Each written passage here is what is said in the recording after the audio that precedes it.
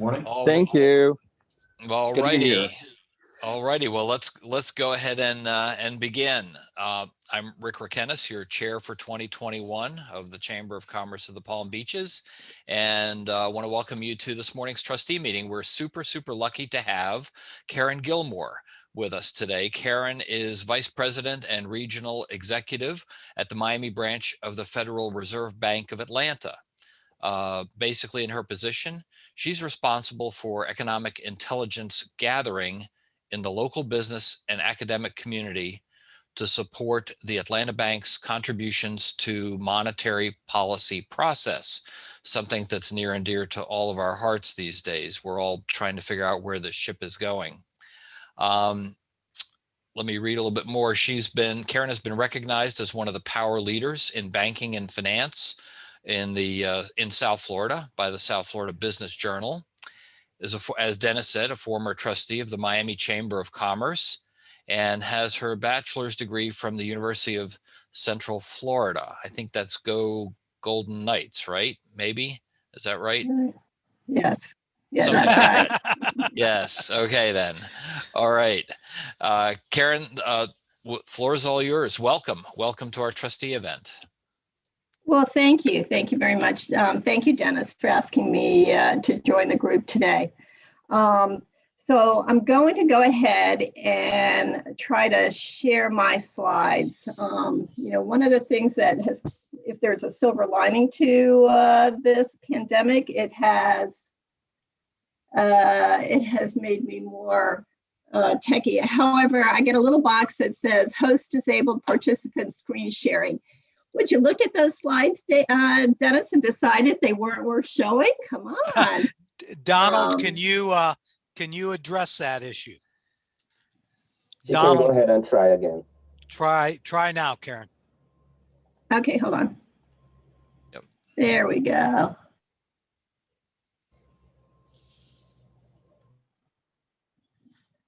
Okay, so Great. Can everybody see that? Yep. Okay, great. I have to start off when I do public speaking out and I think it's the same here. So I have to start out with a disclaimer that says that, I'm not officially speaking for the Federal Reserve or the Federal Reserve Bank of Atlanta. So for some reason or another, they leave that just to Jerome Powell and Raphael Bostic. So all the rest of us who are out there speaking on behalf of the Federal Reserve, we're not officially speaking for them. So, I was working with my staff to put a few slides together, and I have to say, I had a hard time sort of wrapping my brain around the fact that it was already February. And so I wanted to do sort of the 30,000 foot overview of the economy and the outlook of the year. And even though we're in the first week of February, I think I can still sort of say outlook for the rest of the year.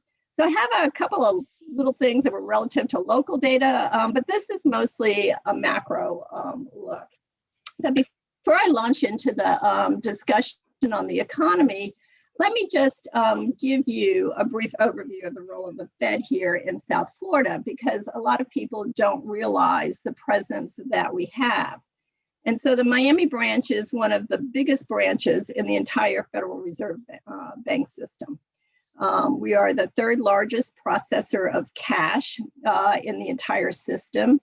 And within the next 5 years, we will probably most likely be maybe not quite as large, but close to the New York Fed, the New York Fed is sort of the mothership of all Federal Reserve banks. The region covers the lower half of the state, coast to coast. And, including this MSA of Miami-Dade, Fort Lauderdale, Broward, and Palm Beach. So it's a very big MSA, one of the largest in the countries. I spend most of my time in terms of a business line working in economic policy. My primary focus, as Dennis sort of referenced, is the part of the process of connecting Main Street to the monetary policy process.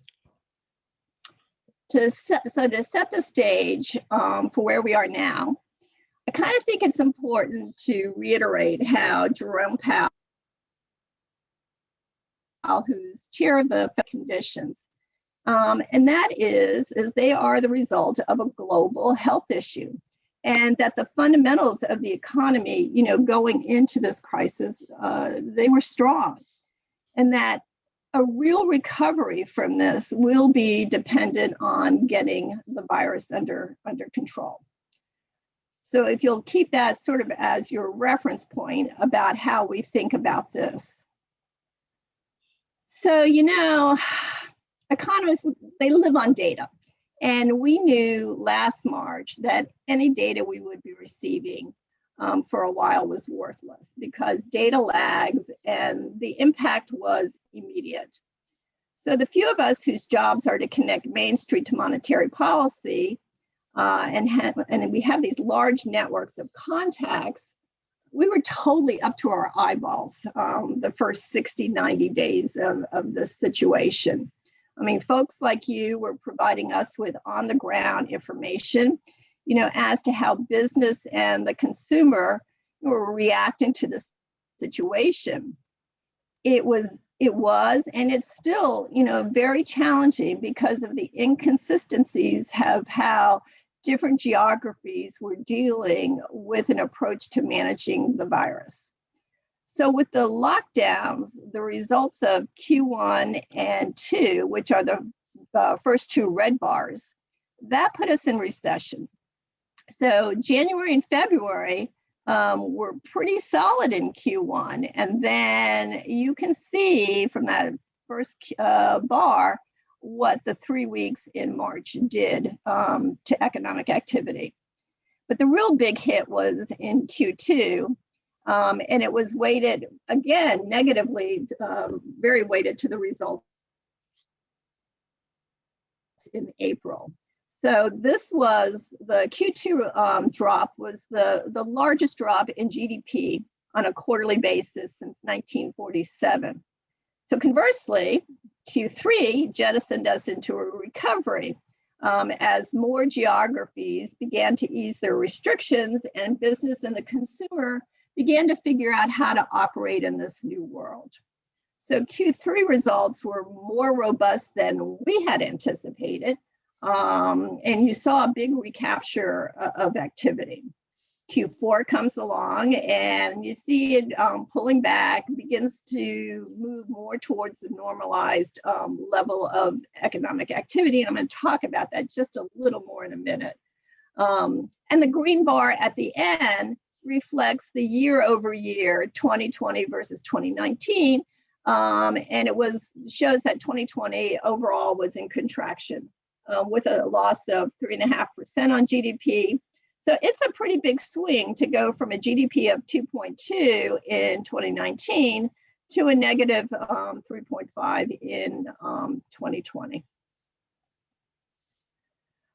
So Brookings just recently published the impact of fiscal policy, the stimulus like the PPP, the direct payments, some of the lending programs, the impact on Q3 results were that it added about 3.6 to annual GDP.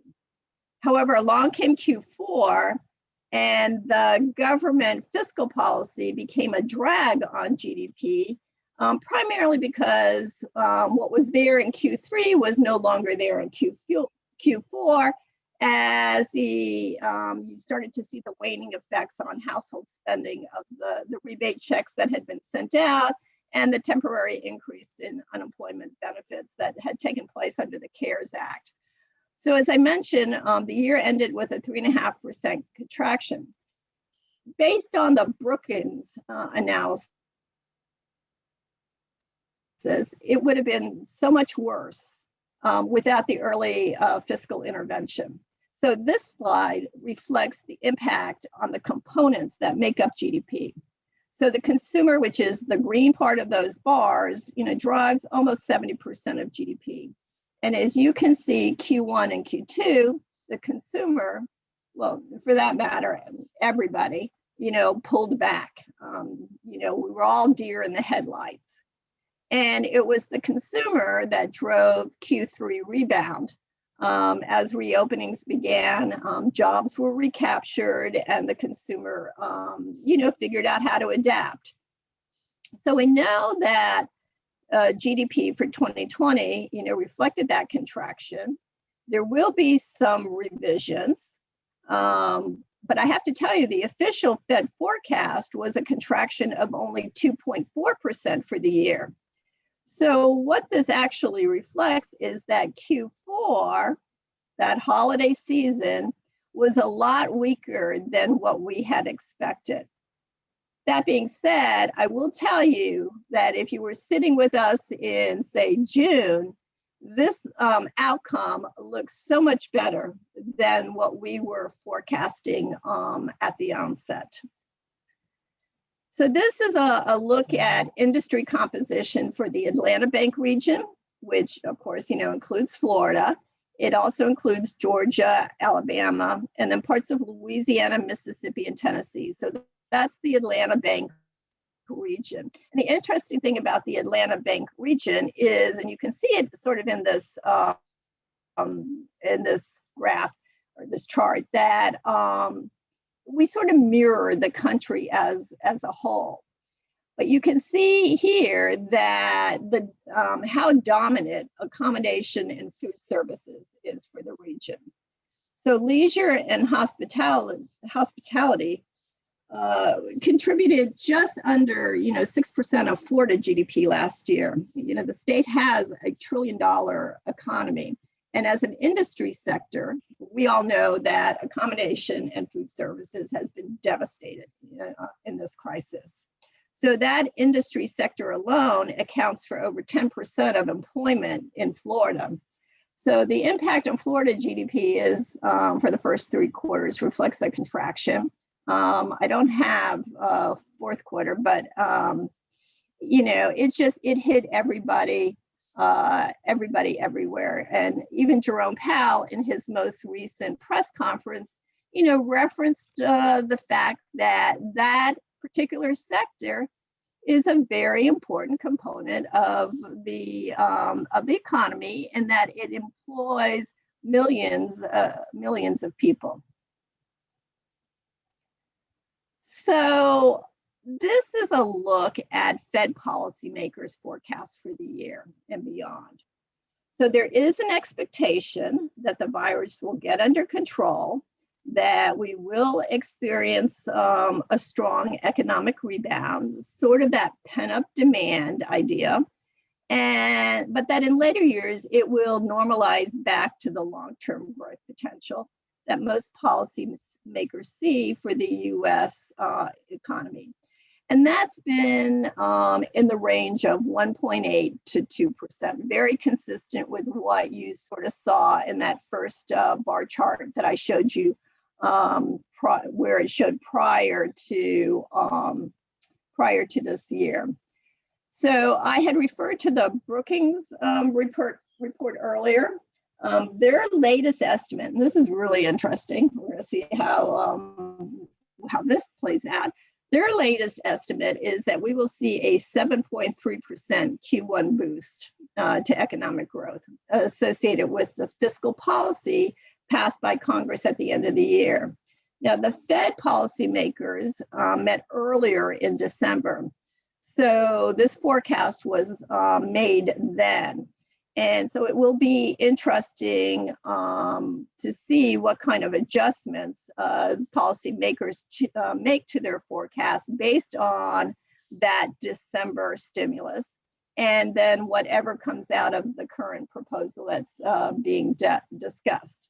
So they'll have to take on board, the impact of additional stimulus on economic growth. So the next time a forecast will come out from the Fed will be in March. So you might want to be on the lookout for that. So that's kind of a macro look on economic activity. Closer to home, we all have watched as Florida is experiencing a huge migration to the state. So you would expect the economic recovery for the state to be fairly swift once control of the virus has been achieved. I say that, but then I'm a half a glass is half full kind of person anyway. But it stands to reason. So the state could come out of this fairly strongly. So one of the mandates of the Federal Reserve is maximum employment. The other is stable prices, which is inflation. And so this slide shows you the difference of the impact on unemployment for this recession versus the Great Recession. This also really demonstrates the shock to the labor market that took place with the onset of the pandemic. So business reacted very quickly, and I'm sure if I sat and talked to all of you, you would tell me, similar stories. But they acted very quickly to furlough and lay off workers. Hence that spike in unemployment. So we went from a 3.6% unemployment rate to a headline unemployment rate, which is the green line that you see, to a green line close to 15%. And we're now, again, we're at 6.7%. So, we've recaptured some jobs, not all jobs. And if you take into consideration that blue line, which brings in marginal workers, you will see that at the peak, unemployment hit close to 25%. So the employment shock began to right itself quickly. But that recovery has now slowed. Further job growth is going to be more of a slog. The jobs that we were able to bring back quickly have already happened. So there'll be some new numbers on Friday. If you're hanging out with anybody who works for the Federal Reserve, especially in monetary policy, that 8:30 Friday mornings, first Friday of the month, we were all, glued to our phones because that's when the new unemployment numbers come out. So I'm here just a couple of days too soon. So we could spend a lot of time on labor, time we don't have, but I also wanted you to note the orange line on this chart, which is labor force participation. So participation was on a downward slope coming out of the Great Recession. And you can see that decline had started to level out and actually began to move up slowly, as the market became very labor constrained. Again, I'm sure if I talked to some of you a year and a half ago, you would have said, I can't find people. So the market became very constrained. And as jobs became more plentiful, more people came into the labor market. Or in the case of older demographics, they stayed in the labor market, versus embracing that traditional retirement age. So the job market was really tight. Now, historically, we have this term called the natural rate of unemployment. So it's sort of the optimal rate. There's always going to be somebody who's unemployed, who's looking for a job. And so economists have pegged the natural rate of unemployment for the US economy someplace in the range of 4 to 4.5%. Well, we were at 3.6%. So again, it just demonstrates how tight the labor market was. However, on that orange line, what we see now, and you can see the big drop, we've seen people drop out of the workforce completely in this recession. And although, participation has rebounded some, it is significantly low. And I'm going to touch again a little further on this in a minute. But roughly, the labor force was about 164 million people at the end of 2019, and is just under 150 million at the end of December. Let me get that next slide. So where did the hits to labor happen? Well, like we talked about earlier, you can see the impact to leisure and hospitality. Normally this is one slide for us, but because the numbers were so big, we had to sort of create this dual look at this. So, the first 90 days or so, I talked to about 100, depending on the industry. They reacted quickly to take out cost. And of course, that the easiest place to take out cost is with labor. And so hospitality sector cut their overhead instantly because they went into survival mode. Now, there's been some recapture of those jobs, but about half of the sector jobs have not returned. So we had that big shock in April, and then employment began to rebound. But we saw a loss of jobs last month. And that loss of jobs was the first month of job losses since April. So we saw that big recapture of jobs, and that continued throughout the latter half of the year. But in December, we saw our first loss of jobs again. So it was reported to be concentrated in this sector. So it also sort of lends to the observation that, labor recovery is slowing. You can see by the instant shock with the filing of unemployment claims, again, a very different pattern than in the Great Recession. And 9 months later, we're still seeing initial claims close to the million range weekly. So we still have a lot of unemployed individuals and a lot of individuals becoming unemployed. You can see that the unemployment claims hit a high of about 25 million, and we still have about 5 million in continuing unemployment claims. So I'm going to just quickly, I went a slide too far, I think, yeah. I'm just going to quickly give you a look at some of the demographic impact. This slide shows you that Hispanics, the blue line, were the most impacted in March and April with the initial furloughs. They were followed by Black or African-American workers. And again, we can tie these higher levels within these ethnic groups into, or racial groups into the various demographic impacts to industry sectors. So when we look at it from a skill set, low skilled workers were the most impacted.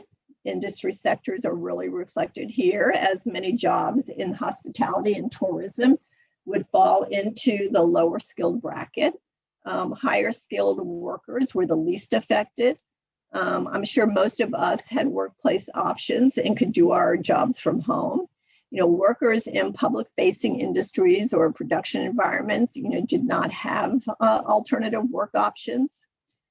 And what we see now is that lower and middle skilled jobs, they're recovering in greater numbers and continue to reflect a recovery as compared to higher skilled workers, where if you were unfortunate as a high skilled worker to be laid off from that high skilled job, those jobs are not returning, not returning as quickly.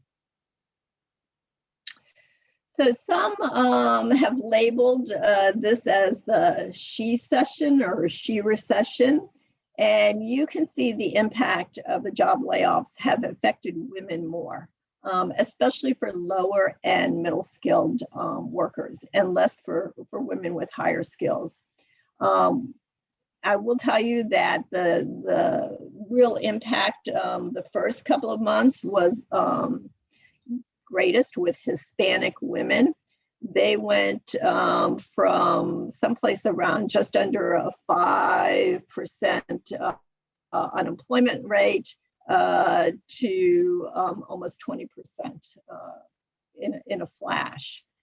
So, it's really been very interesting, the impact of this on women. And one of the things that we've seen is that women have dropped out of the labor market completely in greater numbers. And you may have heard some of this. This exodus has been largely associated with women taking on child and family care responsibilities. And so it just, ties back to that labor force number I showed you, or labor force participation line that I showed you earlier. There's a lot of interest in the impact to women and what that will mean for the workforce going forward. And so I think that this is a space to watch in terms of policies that might come out of this. So the current gender impact is very different than the Great Recession, which impacted men more because it affected jobs in the construction and manufacturing industries, where this is affecting industries like leisure and hospitality and retail, which tend to be more dominated by women. So one of the things that's really interesting is there's a lot of interesting data out there. And I can tell you our labor economists, they're in data heaven analyzing, the labor markets. But I think what I've shown you gives you sort of a flavor for who in the workforce has been impacted. Interestingly, though, even with a rise in unemployment, there's still pressure on wages. So employers are still having to increase wages to attract and retain workers.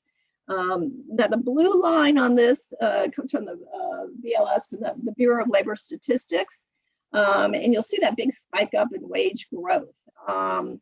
So the BLS is measuring non-farm, non-tip-based civilian workers making $150,000 or less. And so when you have a high increase of workers in this category, losing their jobs, the average then on those remaining tends to go higher. So that being said, you can see it's starting to adjust itself. And for the most part, higher unemployment rate workers are not necessarily, the higher unemployment rate doesn't necessarily translate to workers being cheaper. And I'd be interested in what some of you may have to say about that as to whether you're able to hire now at lower wages and whether you're having trouble retaining your workers and having to go ahead and provide merit increases, bonuses, those kinds of things. So this slide reflects policymakers' forecast for unemployment as of the end of 2020. So we anticipate that the recovery of the job market will be slower. As I mentioned, we did see for the first time, April job losses versus job growth. So I'm really interested in seeing Friday's numbers. We don't anticipate getting to that long run natural rate, that 4 to 4.5% in the near term. Policymakers are looking at 2023 before we start seeing labor conditions tighten to pre-COVID conditions. So I noted when I started that the virus is the driver and the path of the economy will depend on the course of the virus. So we continue to use the phrase that it poses considerable risk for the economy, and it will until we have it under control. So the forecast does anticipate that we expect a year where there's a recovery of economic activity, a slight improvement in labor markets, and curtailed inflation. This happens to be from the January statement. There should be, and so this is fresh off the press as to how policymakers are defining the outlook on the economy. So until labor market conditions have reached levels that are more consistent with full employment, we will continue to be accommodative. So translation to that is that policy interest rates are forecasted to remain low. And when I say policy rates, I'm referring to the one rate index that the Fed has control over. and that is the overnight Fed funds rate. So with that, we influence the flow of credit and capital. The overall rate environment, there's multiple indices out there. And so those are all driven by the market. And so they're subject to different influences. So I really do stress that the interest rate that we will be influencing will be the overnight, which does impact the other indices, but there are additional conditions that can move rates on those indices. I think interest rates, will continue to be our primary tool, but we have also been using our balance sheet as a way to support economic growth. We did, as of this January meeting, announce that we will continue with our balance sheet programs. And so we think at this point, we need to continue to stay the course that we're very early on in this recovery. So that is a quick look at the economy. I'm interested in your thoughts, and I can also take a few questions. Karen, excellent. This is Dennis. What I'd like to do, if Donald can assist us, Karen and I spoke briefly before our meeting, and we circulated some questions to the 44 plus businessmen and women on with us, Karen, and we will now display the results of those. Donald, can you do that? I can, but I would need Karen to stop share first. Oh, okay, hold on a second. Stop share. Oops. Whoa. There we go. Okay. Am I gone? Yes. You're gone. I'm gone. Okay. As Donald's bringing all that stuff up, I want to point out he's got it already. And here we Well are. done. The question was, did you expect your revenue or sales to be at pre-COVID levels by the end of this year? 70% of the 44 on with us said yes, 30% said no. Okay. Our second question was, do you anticipate hiring between now and the end of the year? And 90% of you with us this morning said, yes, you do. 10% said no. That probably is not shocking to Karen, but it's good to be reinforced from the local level. Third question. Upon a widely distributed vaccine, will your firm consider mandating employees to be vaccinated? 80% of you said no, and 20% said yes. Great. Interesting. I'm very interested in the fact that 90% of you plan to hire. So if anybody wants to pop in and tell me what's driving that, that'd be great. Question from Michael Davis. Is it reasonable to explain this? Oh, I lost it. Rick, can you take over with the question?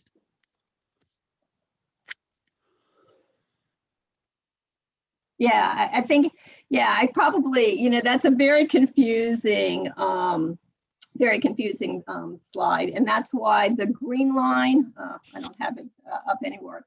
So we use a different approach. And on that same slide was another line, and it's from the Federal Reserve Bank of Atlanta's wage growth tracker. And this is actually something that all of you may be interested in, because you can go on our website and you can go to the research area and look for the wage growth tracker. And this was developed by one of our economists, and it sort of mirrors the BLS product, but it's interactive. And so if you're interested in seeing average wage growth in your area, you can put in zip codes. You can actually look at it on a more localized basis than just that macro. Again, one of the reasons we just have sort of discounted some data because we think it's transitory, all of the effects of it, and it really doesn't necessarily reflect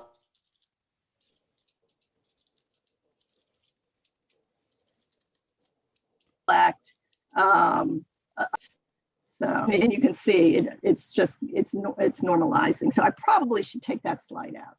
Thanks. Do we have any additional questions for Karen? I have a question. Bill Bone. Yeah, Karen, this has to do with your the Fed's target rate for the funds that you charge and the borrowing. I have friends who've refinanced their homes and have gotten really good interest rates, even less than 3% at 30-year fixed mortgage rates. Do you expect banks to follow suit, the ripple effect to be the same? Do you think that we're going to see these low interest rates on home mortgages prevail for the rest of this year? Or do you think we've hit the bottom and we're now coming up? Or just give us any theories you might have about that. So again, yes, our policy rate does influence, the other indices. But again, that's going to be somewhat market driven, supply and demand of capital, how mortgage lenders perceive their interest rate risk over the longer term. I mean, there's just a lot of different things that can influence how they set those rates. And so I would tend to think with a policy rate that's low, and we've been pretty public about the fact that we expect this policy rate to be in this range for some time, that barring some other circumstances, mortgage rates should be in the range that they're in. But again, there are other things out there that could move that indices. Thank you. Dennis, we still have Michael's question in the chat box. The question is it reasonable to explain the spike in average hourly wages to be directly the result of lower waged individuals falling out of the calculation, leaving higher waged earners having a greater impact on the calculation?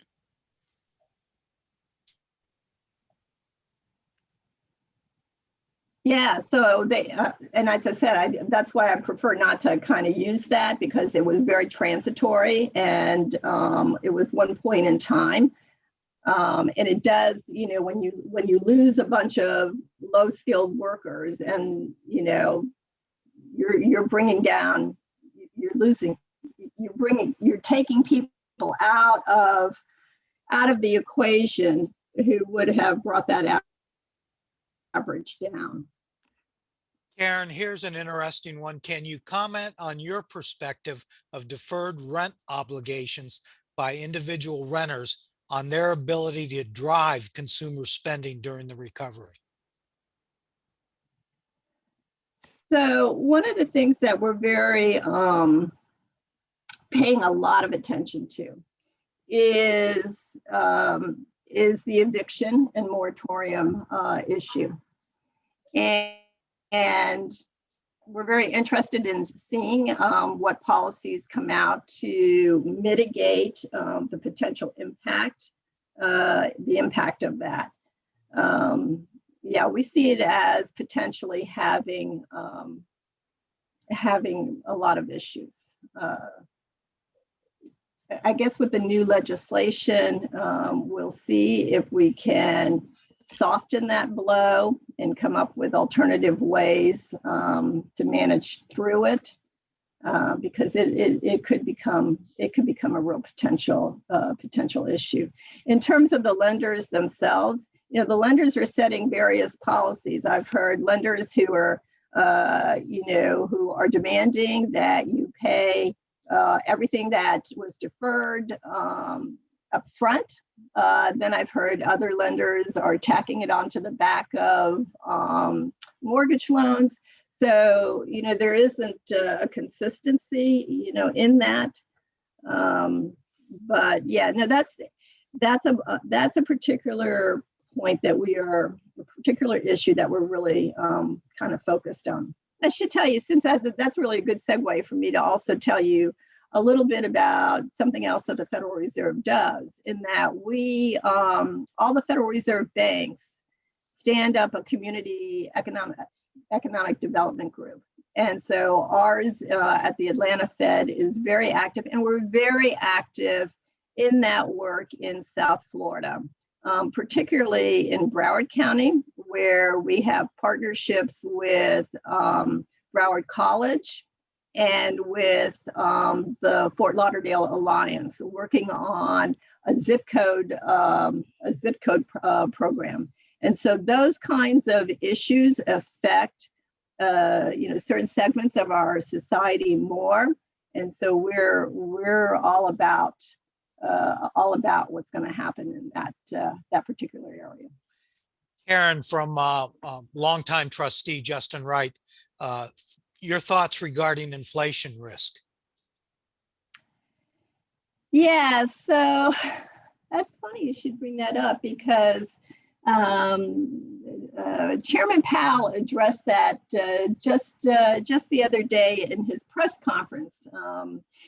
So the Federal Reserve, has spent a lot of time looking at our policy framework around inflation. Coming through the Great Recession, we were never able to sort of hit that 2% target. I mean, we hovered around it. We had set a 2% target for inflation, and we hovered around it. And so one of the discussions we would have around the table in Atlanta as we were doing some of the policy work was, did we convince all of you that if inflation goes over 2%, the world is going to come to an end? And that would be a really bad thing. And so did we force or anchor, sentiment relative to inflation, and that we could never really kind of get 2% or above? And so we spent time, policymakers and a lot of really smart economists spent time reworking our framework around inflation. And so the thought now is, if we would probably let inflation run a little bit above 2% for some period of time. Inflation isn't what policymakers think is the issue or going to be the issue anytime in the near future. We've been sort of in this disinflationary kind of environment. When you think about all of the major economies in Western Europe, Japan, I mean, they've all struggled to get any kind of inflation or, boost up that pricing power. And so we don't see that as happening. There's been some discussion that if we got a big spike up in economic activity, coming out of this, that there would be some inflationary pressures. We're going to have to wait and see, and we're going to have to see how transitory that might be. So we think that the new framework that we have in place is going to position us well. One thing that the Fed feels pretty comfortable in saying is that we will know how to jump on inflation. We will know how to deal with it. We just don't see it anytime in the near future. Justin, I see you. I'm looking at you. Raise your hand if you have a follow-up question, and I'll have Donald. Okay, you're okay? Karen, any thoughts on government spending in 2021 and the potential role of an infrastructure bill impact on South Florida? Yeah, so I can't answer the latter. One of the things that we don't do is speak to actual fiscal policy. I would say that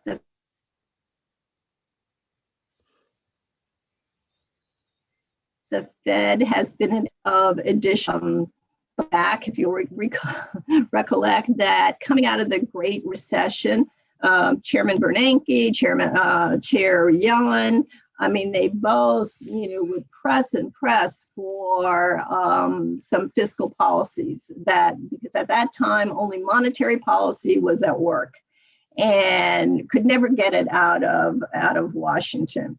And so I really think Chairman Powell in his comments, and I think he reflects most of the policymakers, feel that this is the time to continue with